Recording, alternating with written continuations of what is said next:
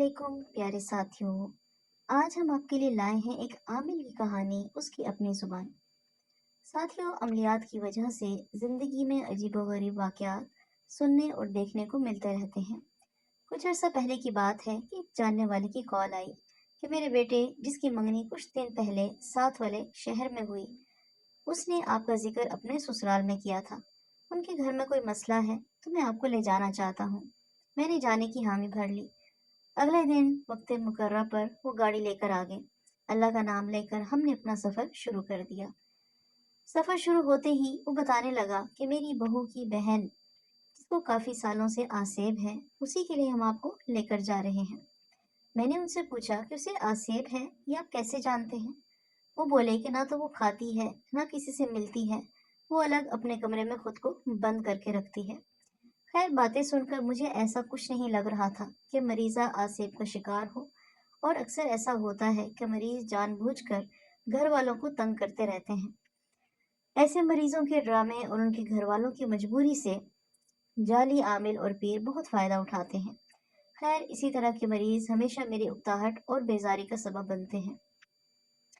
बातें करते करते हम साथ वाले शहर पहुंच गए। थोड़ी देर तक हम एक बड़ी कोठी के गेट पर थे। हारून की आवाज सुनकर दरवाजा खोला गया। पोर्च में हम उतरे तो हमारा इस्तकबाल एक बारिश सफेद दाढ़ी वाले बुजुर्ग ने किया। ड्राइंग रूम में पहुंचे तो दो तीन और घर के अफराद आ मिले और हमारे साथ ही बैठ गए। चाय और नाश्ते से फारिग होकर वही बुजुर्ग बोले कि आपको जहमत इसलिए दी है कि मेरी पोती, जो कि बहुत ही ज़हीन थी, बचपन से हर क्लास में पहली पोजीशन लेती आई, उसकी जहानत और शौक की वजह से उसे मेडिकल कॉलेज में दाखिला मिला। वो बहुत खुश थी और दिल लगाकर पढ़ रही थी। मेडिकल कॉलेज के तीसरे साल इसे चंद दिन की छुट्टियां थीं। वो बहुत खुश खुश घर वापस आई, मगर चंद दिन गुजारने के बाद आहिस्ता आहिस्ता हम सब ने महसूस किया कि वो खामोश रहने लगी। इसी असना में बच्ची का वालिद बोला। मैंने उसकी माँ से कहा कि तुम इस बच्ची से पूछो क्या मसला है। बहुत पूछा गया, मगर उसका एक ही जवाब था कि कुछ नहीं, कुछ नहीं। बच्ची ने खुद को कमरे तक महसूर कर लिया।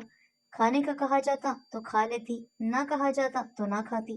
रात को अगर उसके कमरे में कोई जाता तो उसको जागते हुए पाता। छुट्टी के आखिरी दिन उसने पढ़ने से इनकार कर दिया। उसकी कैफियत को देखते हुए हमने भी जबरदस्ती करना मुनासिब ना समझा। फैमिली डॉक्टर से टाइम लिया गया। उसे नफ्सियाती मुआलिज के पास जाने का मशवरा दे दिया। नफ्सियाती मुआलिज ने कुछ सवाल किए। बच्ची ने बस एक ही जवाब दिया कि मेरा दिल नहीं लगता।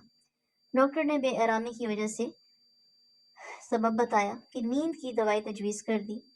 जब किसी डॉक्टर के पास जाना होता, वो एक बार कहने पर ही तैयार हो जाती। एक बात हमने नोटिस की, जिसकी वजह से हमें लगा कि शायद कोई आसेबी मसला है, कि जब भी उसके कमरे में कोई जाता, उसको कपड़ों की अलमारी, जो कि लकड़ी की है, उसकी तरफ देखकर हंसता हुआ पाता, मगर आने वाले को देखकर वो फौरन खामोश हो जाती। इस बात से हमें ऐसा लगा कि इस पर कोई जादू है या कोई तावीज़ है। बहुत से आमिल बुलवाए गए। सब ने कहा कि इस पर जादू है। और जब से ये तावीज़ों से इलाज शुरू किया गया, उसने बिल्कुल ही खुद को कमरे में बंद कर दिया। जब भी उसके कमरे में जाएं, उसे घुटनों में मुंह छुपाए आंसू बहाते हुए देखते हैं। इस बात को 2 साल से ऊपर का अरसा गुजर चुका है। उसके चुप हो जाने के बाद उसकी बीवी बोली, अगर आप हमारी मदद कर सकते हैं तो हम आपका ये एहसान कभी नहीं भूलेंगे। मैंने एक कागज़ पेंसिल मंगवाने को कहा और बच्ची का मुकम्मल हिसाब करके देखा तो ना तो कोई नफसियाती बीमारी निकली, ना ही जादू टूना। अगर निकला तो आसेब का असर। मैंने उनसे कहा कि क्या मुझे मरीजा के पास कमरे में ले चलेंगे। बच्ची के दादा और वालिद मुझे साथ लेकर बच्ची के कमरे तक पहुंचे। उसके वालिद ने कमरे का दरवाज़ा खोलकर अंदर दाखिल होकर मुझे अंदर आने को कहा। मैं अंदर दाखिल हुआ। मेरी नज़र बेड पर घुटनों में मुंह छुपाए बैठी लड़की पर पड़ी। मैंने सलाम किया तो लड़की ने मुंह ऊपर उठाकर मेरी तरफ देखकर सलाम का जवाब दिया और सीधी होकर बैठ गई। बेड के पास रखे सोफा पर बैठने के बाद मैंने कहा, बेटा आप कैसी हैं? वो बोली, मैं ठीक हूँ। और मुख्तसर सा जवाब सुनकर मैंने कहा कि मुझे यहाँ इसलिए बुलवाया गया कि मैं ये जानकर बता सकूं कि आपको मर्ज लग गया है 2 साल से। आपने खुद को अलग कर लिया, पढ़ाई भी छोड़ दी। सब आपकी वजह से बहुत परेशान हैं और मुझे तो लगता है कि आप खुद ज़्यादा परेशान और उदास हैं। वो बोली, अंकल आप नहीं जान सकते कि मैं क्यों परेशान हूँ और ना ही आप मेरी उदासी की वजह जान सकते हैं। मैंने कहा, अगर मैं उदासी की वजह थोड़ी सी बता दूं तो क्या आप मुझे सारा हाल बता देंगी? उसने कहा, जी। लड़की के वालिद और दादा दोनों खामोशी से बैठे सारी गुफ्तगू सुन रहे थे। लड़की मेरी तरफ सवालिया निगाहों से देख रही थी। मैंने कहा, ना तो आपको कोई नफ्सियाती मसला है और ना ही तावीज़। मसला ये है कि आपने किसी ऐसी मखलूक को देख लिया जो आपसे भुलाई नहीं जा रही। मेरी बात सुनते ही लड़की चौंक गई और रोने लगी। मैंने उसे कहा कि मैं इस वक्त ही कुछ कर सकता हूँ जब आप मुझे सारी बात का बताएंगी। लड़की ने कहा कि जब मैं छुट्टियों में वापस आई तो घर वालों से मिलजुल कर अपने कमरे में आकर मैं अपना सामान रखने लगी। अचानक मेरे कमरे में बहुत प्यारी और मशहूर कुन खुशबू फैल गई। मैं हैरान हो गई कि ये खुशबू कहाँ से आ रही है।